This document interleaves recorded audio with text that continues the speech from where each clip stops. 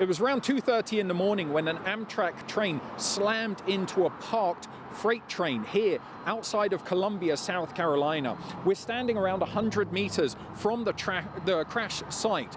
We understand 2 people were killed, an engineer and a conductor for Amtrak, and over 116 people were injured. Now, investigators have spent all day trying to understand how this crash occurred. They've been reviewing the scene, they've been looking at Amtrak's cameras. What they've established is the Amtrak train, which was traveling from New York to Miami, was on the wrong track.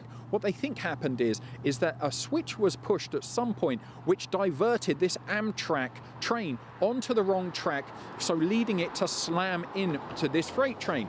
Key to this investigation is learning why that switch was lined that way. Because the expectation, of course, is that the Amtrak would be cleared and would be operating straight down like this. And I can tell you there's catastrophic damage to each of the locomotives. In fact, I would say that the Amtrak locomotive would be not recognizable at all.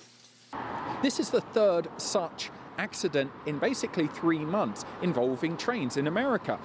There was one in Seattle which killed 3 people. There was one in recent days in Virginia that killed 1 person, and with this 3rd accident that killed 2 people, there's going to be increasing calls for greater safety in trains operations across America.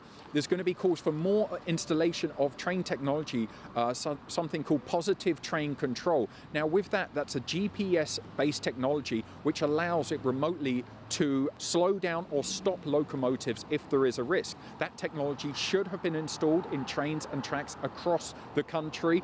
At the moment, it's all only in the northeast of the country.